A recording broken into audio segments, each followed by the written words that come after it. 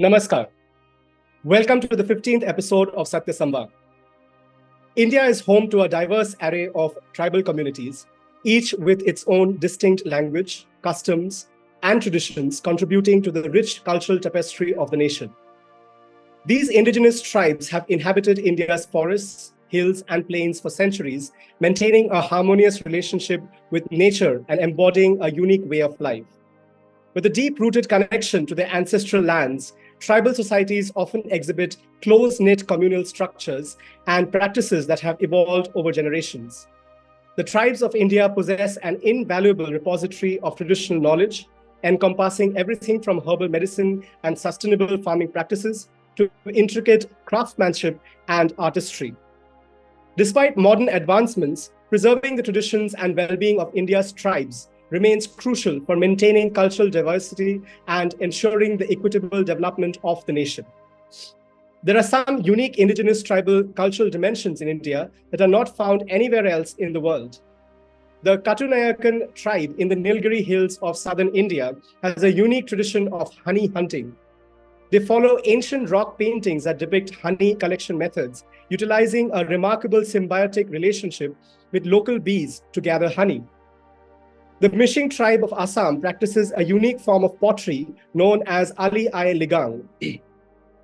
During this traditional festival, women create intricate clay pots using distinct patterns symbolizing fertility, prosperity, and the tribe's cultural identity. The Worli tribe, residing in the Western Ghats of Maharashtra, is renowned for its tribal art, characterized by simplistic geometric shapes and patterns. This traditional art form, often used to depict daily life and rituals, has gained global recognition for its distinctive style.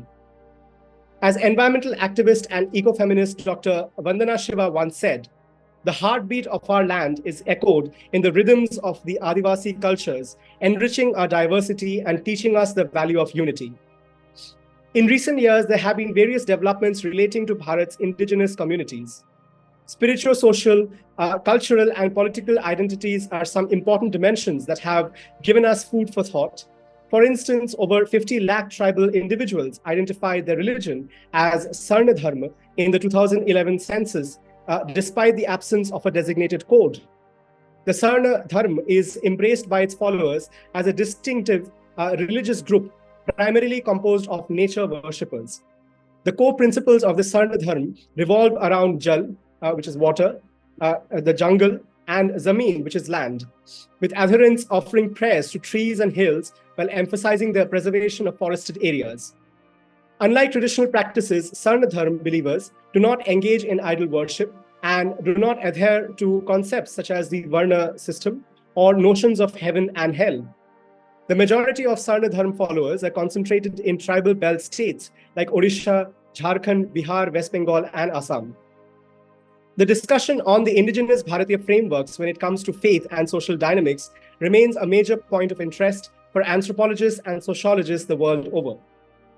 Since coming into power in 2014, the Bharatiya Janata Party government, led by Shri Narendra Modi, has emphasized the preservation and revitalization of India's diverse cultural heritage, including the rich traditions of its tribal communities.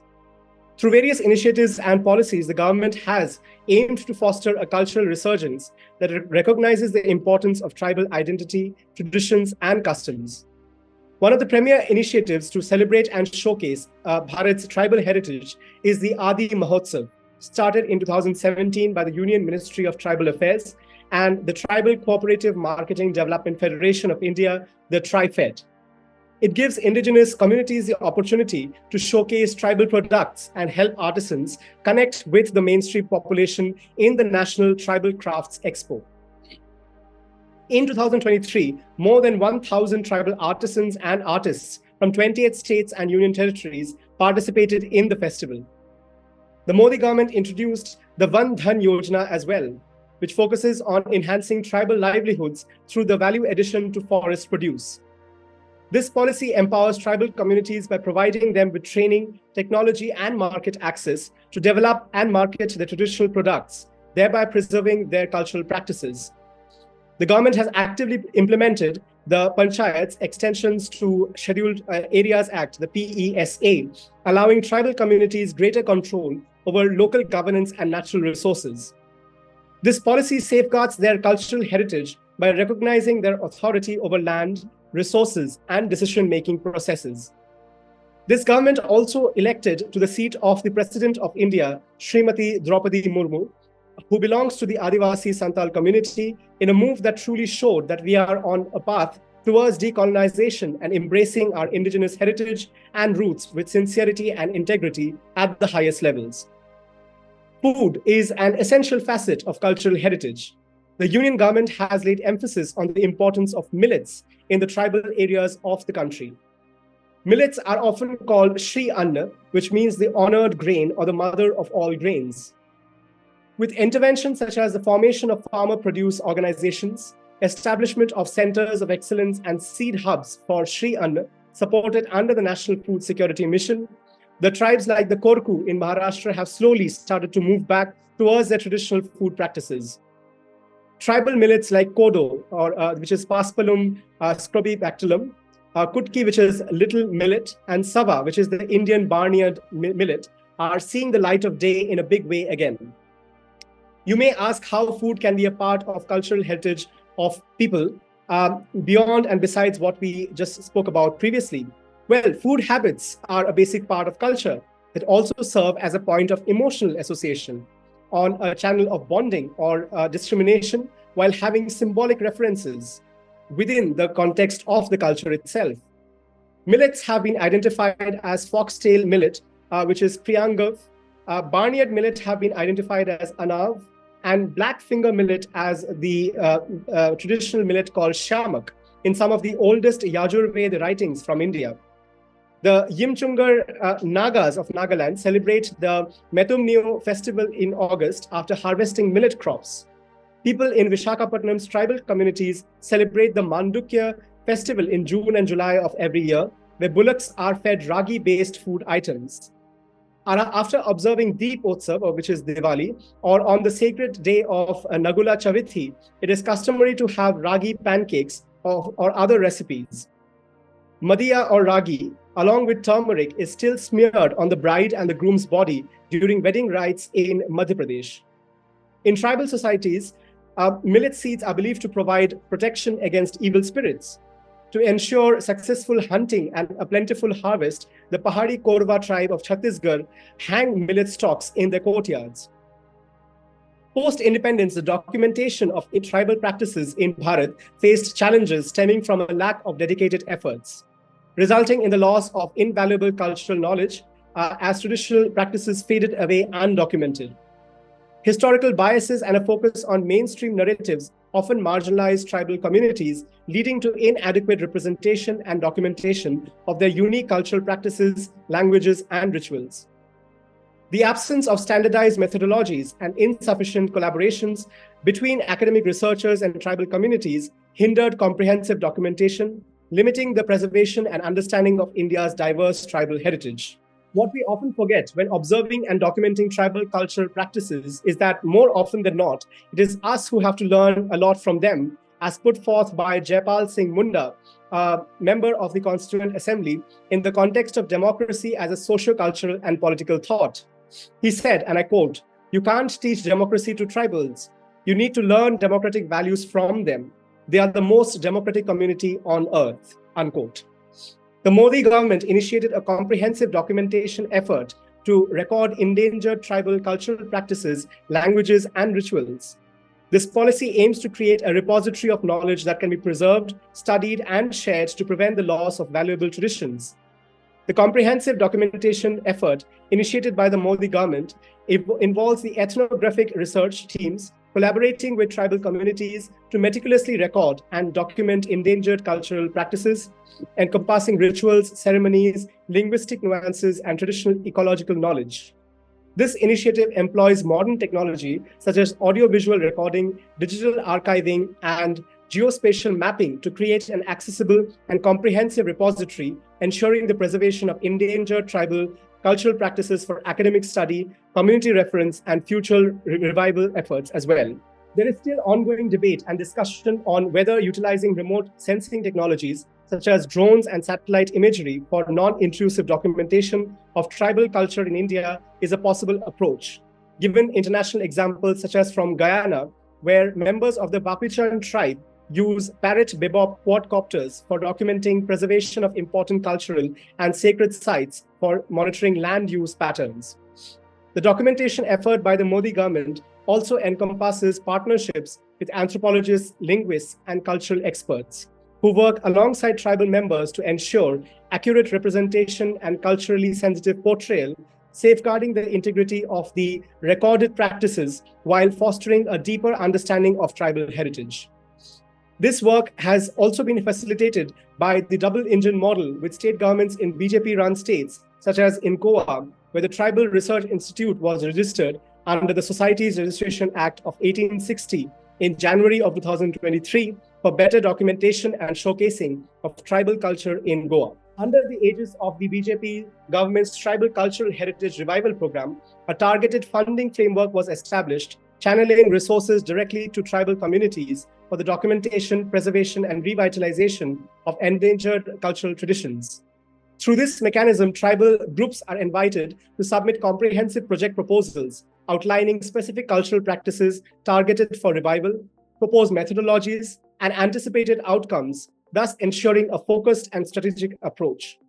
The funding allocation process involves an interdisciplinary review panel comprising cultural experts, anthropologists, linguists, and tribal representatives who evaluate proposals based on criteria such as cultural significance, potential impact, community engagement, and sustainability. Upon approval, the granted funds are dispersed in phases contingent on achieving predefined milestones as outlined in the project proposal. This phased disbursement structure promotes accountability, effective resource utilization, and progress tracking. Even the tribal sub-plan, which came into existence in the 1970s for developing areas with tribal concentration, was functional mainly as an accounting exercise without adequate emphasis on the planning and execution of the schemes to ensure demonstrable benefits for the scheduled tribes for decades. The Tribal Cultural Heritage Revival Program allocated a budget of 500 crore rupees during its first phase to support the various projects aimed at documenting, preserving, and reviving endangered tribal cultural practices. Under this program, over 2,000 traditional tribal festivals and cultural events have been financially supported and promoted, facilitating the preservation and celebration of indigenous rituals as well as traditions across the different tribal communities. The Tribal Cultural Heritage Revival Program has facilitated the establishment of more than 300 tribal heritage conservation centers across the country, providing resources, technical expertise, and training to tribal communities for the documentation, archiving, and promotion of their cultural practices, languages, and traditions. In addition to the financial support, the BJP government has organized capacity building workshops, technical training, and access to modern tools such as digitization equipment and archival softwares, empowering the tribal communities to execute their revival initiatives efficiently while integrating modern documentation techniques.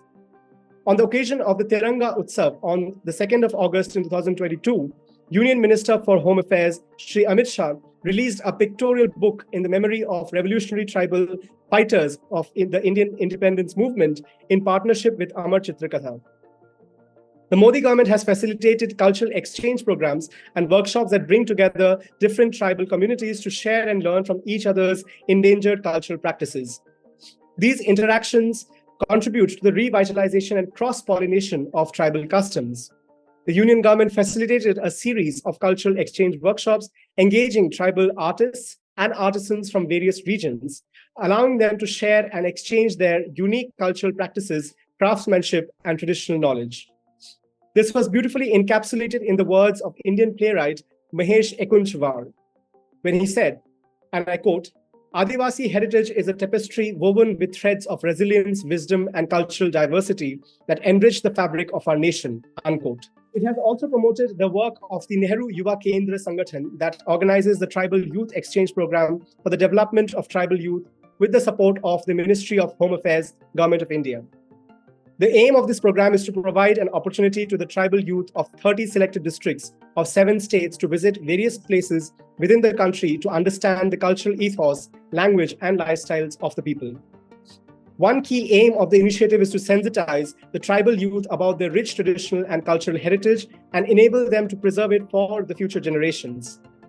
This is in conjunction with other existing initiatives such as the Ice Stupa Project, Students' Educational and Cultural Movement of Ladakh, the SECMOL, under the Ministry of Tribal Affairs, Government of India, because of which villagers were able to conserve around 75 lakh liters of water in ice stupas during winters and undertake ecotourism activities like the first Ladakh Ice Climbing Festival that gave the local youth an opportunity to be part of eco-entrepreneurial ventures.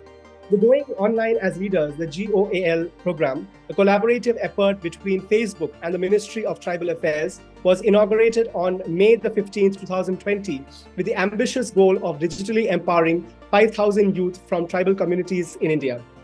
By enlisting the expertise of 2,500 industry leaders and influencers across diverse fields, the initiative aims to provide personalized mentorship to tribal youth, focusing on digital literacy, life skills, leadership, entrepreneurship, and sector-specific expertise.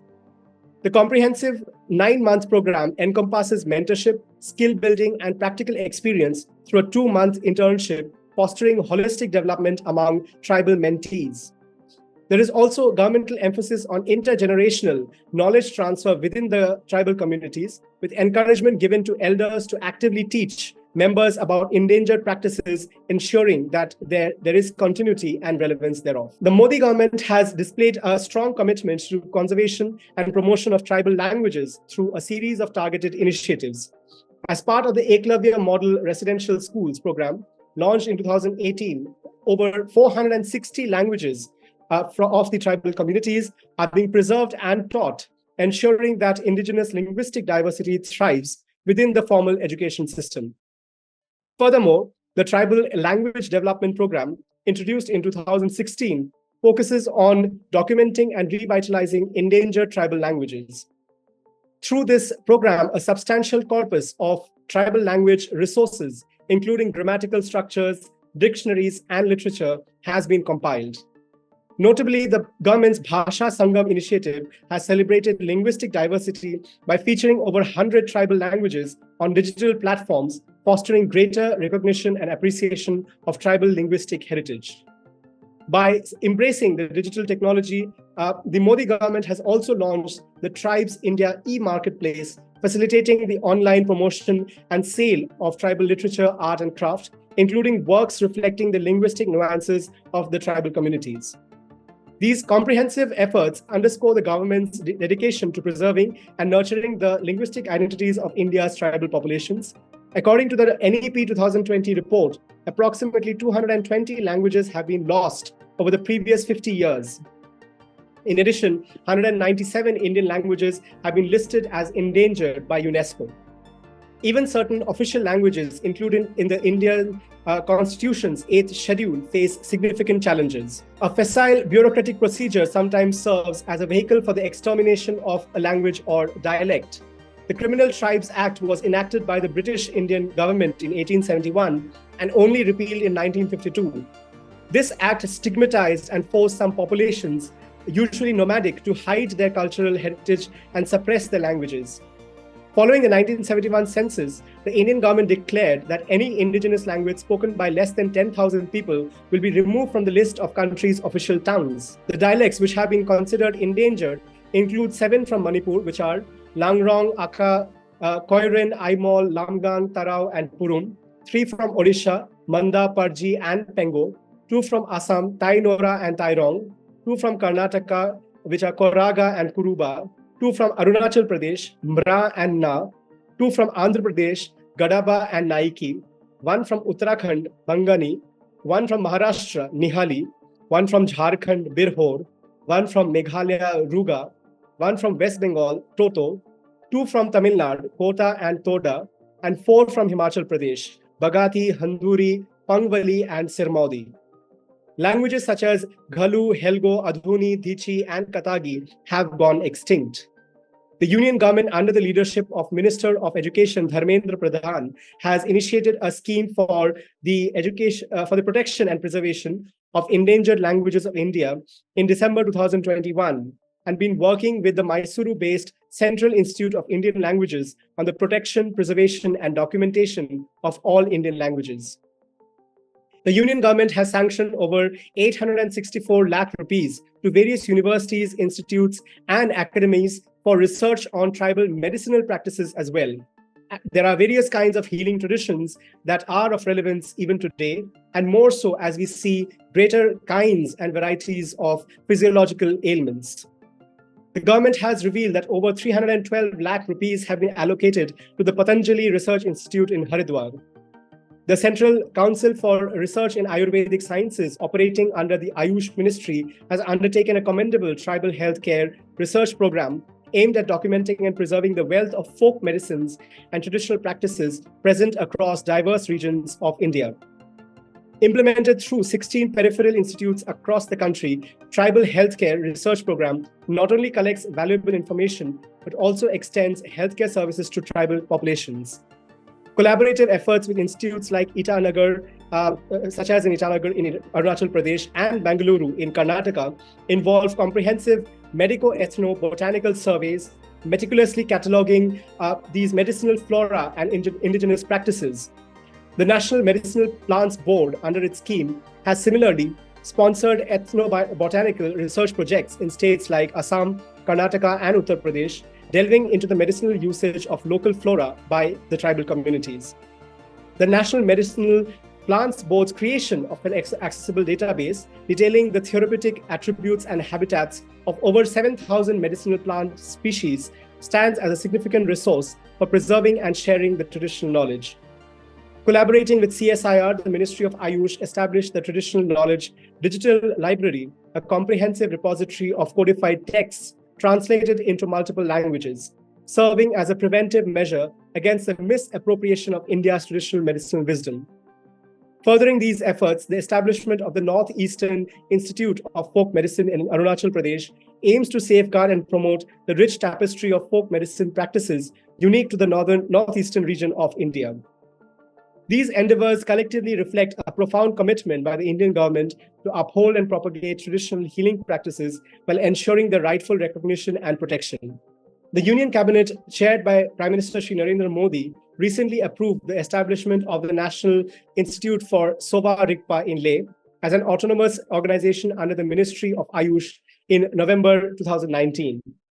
Sova Rigpa, a traditional medicinal system indigenous to the Himalayan region, has found widespread popularity and practice in various Indian locales, including Sikkim, Arunachal Pradesh, Darjeeling in West Bengal, Himachal Pradesh, and the Union Territory of Ladakh, now extending its influence throughout the entire country. So all said and done, under the leadership of Prime Minister Narendra Modi, the BJP government has made significant strides in promoting tribal cultural resurgence in India. Through various policies and initiatives, the government has recognized and empowered the tribal communities, encouraged the revival of traditional arts and crafts, preserved tribal languages, promoted festivals, improved the educational facilities, and safeguarded tribal medicinal knowledge. The efforts made by the government have not only preserved the cultural diversity of India, but also empowered the tribal communities to actively participate in the nation's growth and development. However, there is still much to be done to ensure that the tribal cultural heritage remains vibrant, it does survive and thrive, more importantly, for the future generations.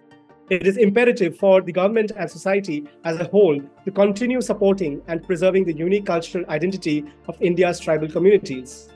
The resurgence and safeguarding of tribal culture enable the restoration of traditional knowledge systems such as Ayurveda and Sova Rigpa, which challenge the dominance of Western medicine and contribute to the decolonization of India's healthcare practices. The revival of tribal cultural practices such as the Dokra metal craft and Burli painting helps counter the erasure of indigenous art forms caused by colonial influences, fostering cultural diversity and decolonizing artistic expressions. The resurgence of tribal culture also aids in the decolonization by reinforcing land rights as exemplified by the Forest Rights Act of 2006, which recognizes and restores tribal communities' historic rights over forest lands, challenging colonial-era dispossession. The revival of tribal cultural practices fosters eco-friendly cultural tourism, as seen in the case of the Konkan Railway's Tribal Village Tourism initiative that promotes economic growth, community well-being, and decolonization of tourism narratives. The story of Bharat is a story of its indigenous identity and heritage. And by reclaiming the narrative on Bharatiyata with an autochthonous renaissance of its tribal components, we can build a truly decolonized discourse for a civilizational resurgence in our bid to become a Vishwaguru again. Thank you and see you next time. Namaskar.